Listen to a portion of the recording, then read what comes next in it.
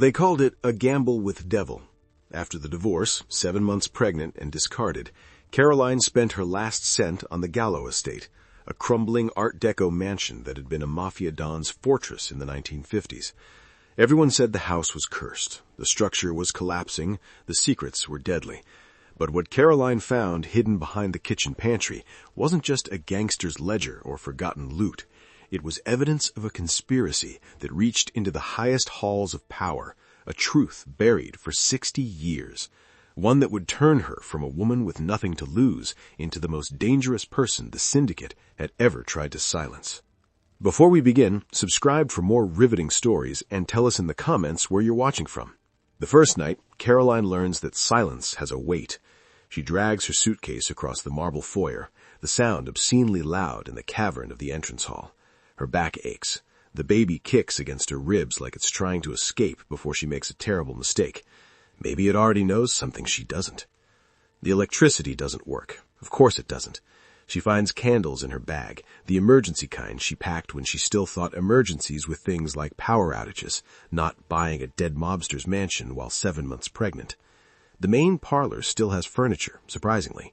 A velvet sofa the color of dried blood, 2 wing-back chairs facing a fireplace large enough to roast a pig, or hide a body. She shakes the thought away and focuses on the practical. There's wood stacked beside the hearth, gray with dust but dry. It takes her 20 minutes and 3 matches to coax the fire to life. When it finally catches, the flames throw wild shadows across walls papered in faded gold fleur-de-lis. The heat feels like forgiveness. Caroline sinks into one of the chairs, pulling her coat tighter. The baby settles. For the first time in months, she exhales fully. This place may be falling apart, but it's hers. No one can take it. No one can tell her she's not good enough for it. The house is broken too. They match. She's almost asleep when she hears it. A heavy, grinding drag, metal on wood, coming from somewhere deep in the east wing. Caroline's eyes snap open. The fire pops. She holds her breath, counting her heartbeats. Maybe she imagined it. Maybe it's the house settling, old bones adjusting to new weight. Then it comes again, deliberate, slow, the sound of something being pulled across a floor. Every rational part of her brain screams to stay in the chair, to wait for daylight, to not investigate strange noises in an abandoned Mafia mansion at midnight. But Caroline has spent 6 months being told what to do, where to go, how to feel. She's done taking orders, even from her own fear. She grabs a candlestick, heavy brass, good for more than light, and moves toward the east wing. The corridor stretches ahead of her, wallpaper peeling like dead skin. Doorways yawn open on either side, rooms she hasn't explored. The sound is coming from the end of the hall. The dragging stops. Caroline stands in the darkness, candle trembling in her hand, and realizes that whoever or whatever made that noise knows she's coming. It's waiting for her. She places one hand on her belly and peeps walking. If the house wants to tell her its secrets, she's listening. The dragging sound turned out to be a rusted radiator valve rattling in the wind. Caroline laughed at herself until she cried, then slept on the velvet sofa because climbing stairs felt like surrendering to the house's vastness. Morning brings weak November light and the realization that she needs to make this place livable before the baby comes. She starts with the study, a wood-paneled room that might have been handsome once.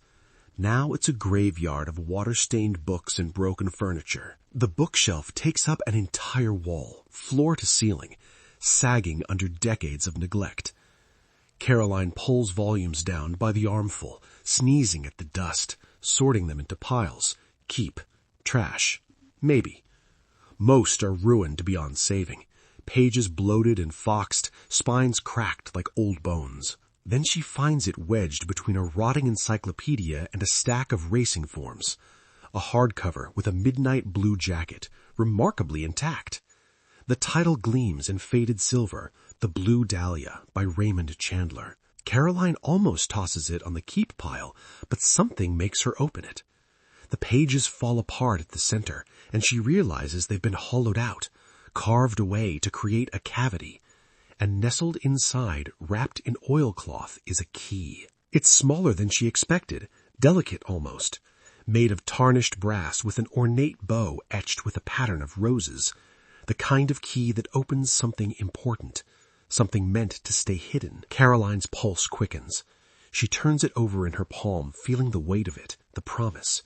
This belonged to Vincent Gallo, the Mafia Don who built this house, who filled it with secrets and violence and God knows what else. A man who died before he could use whatever this key protected. She looks at the book again, The Blue Dahlia. A noir about a man returning from war to find his wife murdered, about secrets and lies and the darkness that lives in ordinary places. Caroline slides the key into her coat pocket and continues clearing the shelf, but her mind is racing. What does it open? A safe deposit box, a lockbox hidden somewhere in the house. She thinks about the basement she hasn't explored yet, the locked rooms on the 3rd floor, the carriage house out back with its boarded windows. By the time she's finished with the study, she's found 3 more hollowed books, all mysteries, all empty. The Blue Dahlia was the only one that mattered. That night, Caroline sits by the fire again, the key on a ribbon around her neck. It rests against her sternum like a second heartbeat.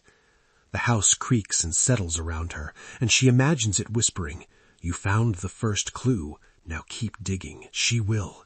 She has nothing but time and a growing certainty that Vincent Gallo left this key for someone exactly like her, someone desperate enough to look, someone brave enough to open what shouldn't be opened. The basement stairs smell like a grave. Caroline has been avoiding them for 3 days, telling herself she needs to finish the upper floors first, that the baby makes climbing down into darkness dangerous. But the truth is simpler. She's afraid of what she'll find. The key burns against her chest, demanding to be used. She goes down at noon when the light is strongest, armed with a flashlight and a crowbar she found in the carriage house. The stairs are stone, slick with moisture. The air gets colder with each step, thick enough to chew. The basement is a catacomb of rooms, wine cellar, coal storage, what might have been a speakeasy during Prohibition, complete with a curved bar and shattered mirrors. And at the very back, behind a door she has to force open, a room with nothing in it but a safe. Not a safe, a vault, an iron beast built into the foundation itself, taller than Caroline, wider than her outstretched arms, the kind of thing you'd need to protect a fortune, or bury evidence that could destroy empires. The rose-etched key fits perfectly into a small lock on the right side. Caroline holds her breath and turns it. Something inside clicks, heavy tumblers falling into place, and the door swings open with a groan that sounds almost human. Inside, the vault is lined with shelves, stacks of cash turned brittle with age, jewelry boxes she doesn't open, photographs of men in fedoras shaking hands with men in expensive suits, and ledgers, dozens of them, bound in black leather, filled with meticulous handwriting. Caroline pulls one out at random, opens it, sees columns of names and dates and dollar amounts, payoffs, bribes, protection money, the infrastructure of corruption laid bare. She flips through pages, her hands trembling. Judges, police captains, city councilmen. Some names she recognizes from street signs and history books. Others mean nothing to her. Then she sees it. November 1958. A payment of $15,000. And next to it, in Vincent Gallo's precise script, Whitmore, family insurance.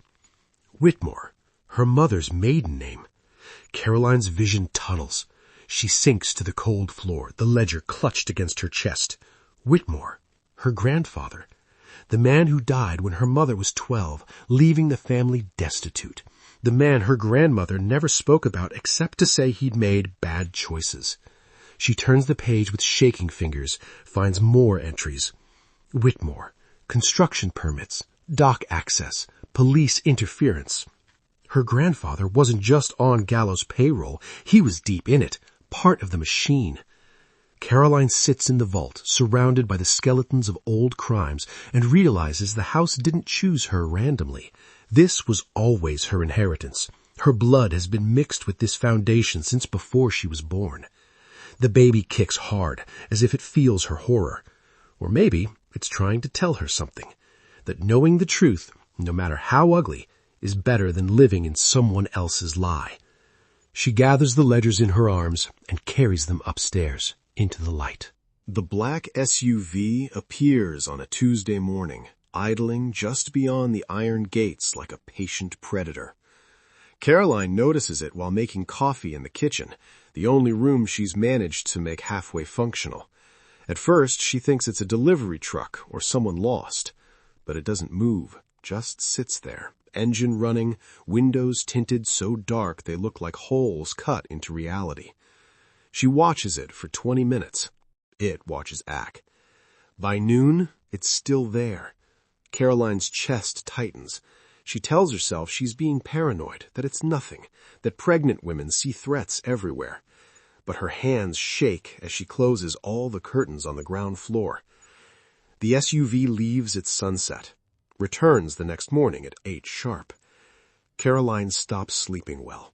She keeps the ledgers hidden under a loose floorboard in her bedroom, the photographs tucked inside her pillowcase. Every creak of the house sounds like footsteps. Every gust of wind sounds like someone testing the doors. On the third day, her phone rings. Unknown number. She almost doesn't answer, but something makes her pick up. Miss Whitmore? A man's voice, smooth as oil. This is a courtesy call. Caroline's blood goes cold. She hasn't used her maiden name in years. Who is this? Someone who wants to help you avoid making a mistake. The voice never changes tone, never rises or falls. Dead calm. You've been exploring that old house, finding things that don't belong to you. Everything in this house belongs to me. I bought it. A soft laugh. You bought bricks and mortar. What's inside those walls has other owners, people who've waited a long time to ensure certain documents never see daylight. Caroline looks out the window. The SUV's there, like it's been listening. Are you threatening me? I'm offering advice. Pregnant woman, all alone in that big house, anything could happen. A fall down those basement stairs, a fire. Old places like that, they burn so fast. He pauses, lets the silence stretch. Destroy what you found. Walk away. We'll even help you sell the property. Make sure you get a fair price. Everyone wins. And if I don't, then we stop being courteous. The line goes dead. Caroline stands in the kitchen, phone pressed to her ear, listening to nothing. Her whole body is shaking now. The baby thrashes inside her like it feels her terror. She could do it. Burn the ledgers. Pretend she never found them. Take whatever money they offer and disappear into a quiet life somewhere, safe. But she looks around the kitchen, at the house she's started to love despite everything, at the life she's trying to build from ashes. She thinks about her grandfather's name in that ledger, about all the people who've been silenced by men with smooth voices and dark SUVs. Caroline walks to the basement and brings up every single ledger, spreads them across the dining room table, takes photographs of every page. If they want war, she'll give them one. This house is a fortress, and she's done running. The map is tucked behind a photograph of Vincent Gallo standing beside a Cadillac, looking like a king surveying his kingdom. Caroline almost misses it, just a scrap of yellowed paper with hand-drawn markings. But when she unfolds it, her breath catches. It's the estate grounds, the main house sketched in the center, the carriage house to the west, and at the eastern edge, where the property slopes down to meet the river, someone has drawn a small X with the notation RV, insurance policy. River Vault. Caroline studies the map for an hour, tracing the route with her finger. The X is maybe 200 yards from the house, in a section of the property so overgrown she hasn't attempted to explore it. Dense brush, fallen trees, the kind of wilderness that reclaims land when no one's watching. She should wait, call someone. She's 8 months pregnant and the SUV has been gone for 2 days, which somehow feels more threatening than when it was visible. But the map is burning a hole in her pocket, and she knows if she doesn't go now, she never will. The walk takes forever. Caroline moves through brambles and wild roses, her coat snagging on thorns, her boots sucking at mud. The November air is knife-sharp. The river sounds like static ahead of her, rushing over rocks. She finds it exactly where the map said she would, a section of riverbank where the earth looks wrong, too flat, too deliberate. Caroline kneels, ignoring the protest of her back, and sweeps away decades of leaves and soil. Metal. A hatch maybe 3 feet square, sealed with a combination lock crusted with rust. Her heart hammers. She tries the combination from the vault, Vincent's birthday, which she found in one of the ledgers. Nothing. Then his wife's, his daughter's. Nothing. She's about to give up when she remembers the notation on the map. RV. River Vault? Or Roman numerals. 5. She spins the lock to 1958, the year everything changed, the year her grandfather took Gallo's money. The year everything changed. The year her grandfather took Gallo's money. The lock opens. The hatch screams as she lifts it, revealing a waterproof container the size of a steamer trunk. Inside, wrapped in oilcloth and sealed in glass jars, are diamonds.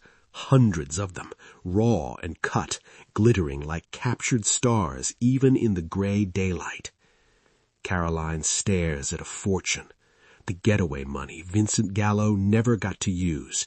The insurance policy he'd stashed before whatever happened in 1958 that made him disappear from the ledgers entirely. She reaches in with shaking hands, lifts one of the jars. The diamonds shift and catch the light, throwing rainbows across her palms. This is leverage. This is power. This is everything the smooth-voiced man on the phone doesn't want her to have. The baby kicks hard, and Caroline laughs, a sound that's half sob. She cradles her belly with one hand and the diamonds with the other.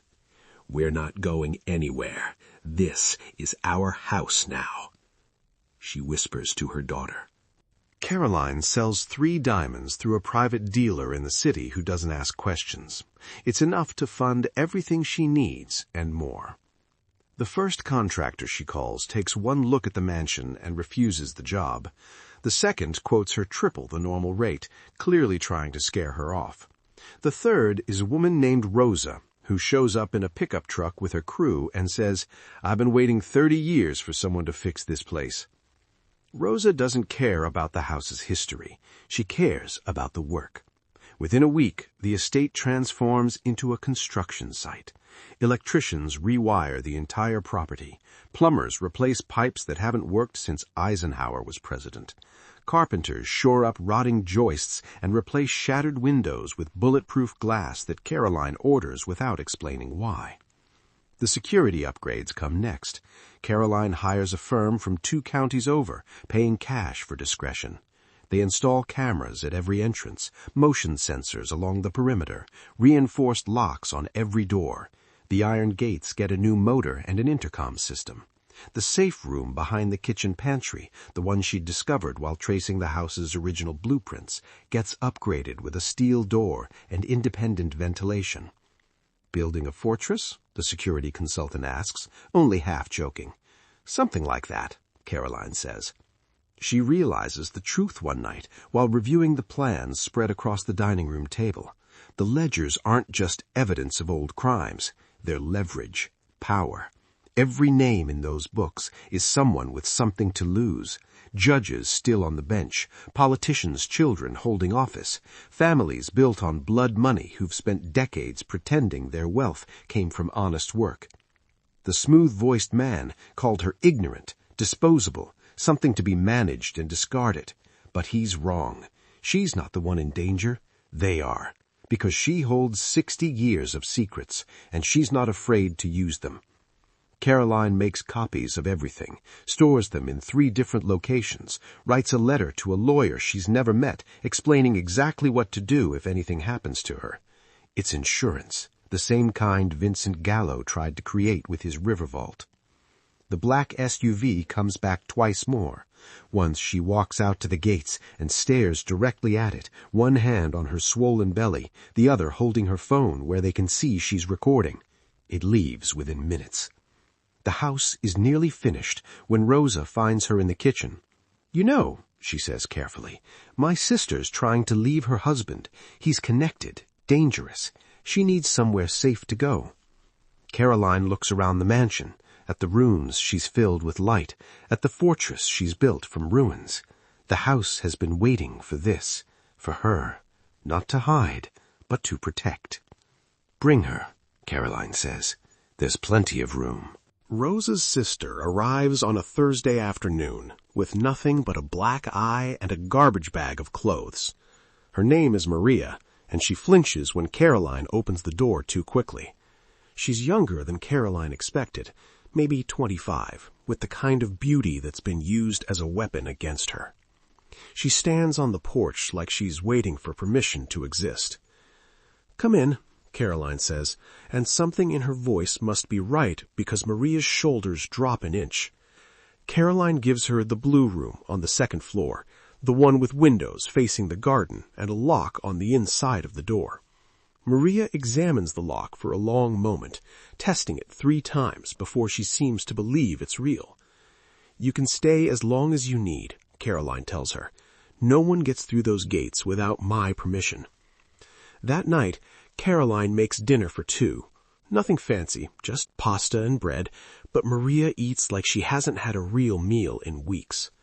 They don't talk about husbands or danger or why Maria keeps looking at the windows. They talk about small things, the weather, the house, how the baby kicks every time Caroline eats something spicy. On the 3rd day, Maria asks if she can help with the renovation. Caroline puts her to work painting the 3rd floor hallway, and watching her transform blank walls into something beautiful feels like witnessing a resurrection. A week later, Maria is in the kitchen when the black SUV returns. She sees it through the window and goes white, dropping the glass she's holding. It shatters across the floor in a constellation of fragments. "They found me," she whispers. But Caroline walks to the intercom at the gate and presses the button. "This is private property. Leave now or I call the police." A long pause. Then the SUV pulls away, slow and deliberate, a promise that this isn't over. Maria is shaking. "You don't understand. These people don't stop. They have connections everywhere. Police, judges, everyone." Caroline thinks about the ledgers in her safe room, about the names and dates and dollar amounts, about leverage and power, and the difference between hiding and defending. "So do I," she says. That night, the 2 women sit by the fire in the main parlor. Maria asks about the house, about why Caroline bought it, about what she found in the basement. Caroline tells her everything. The vault, the diamonds, her grandfather's name in Vincent Gallo's ledgers, the fortune she's turned into fortress. "You're not afraid?" asks Maria. Caroline touches her belly, feels her daughter moving beneath her palm. "I'm terrified, but fear and courage aren't opposites. They're partners." Maria is quiet for a long time. Then she says, "I know 3 other women like me. They need somewhere to go." Caroline looks around the mansion, at the rooms still empty, at the space waiting to be filled with life instead of ghosts. "Bring them. We'll keep each other safe." The contractions start at 3 in the morning during the worst storm of the season. Caroline wakes to pain radiating through her back and the sound of rain hammering the roof like bullets. She's timing them, 8 minutes apart, then 7, when the power goes out. Not just the house, the entire property, the security lights, the cameras, everything. Maria appears in her doorway with a flashlight. This isn't the storm. Caroline knows she's right. The backup generator should have kicked in automatically. Someone cut it. Someone planned this. 2 more women live in the house now.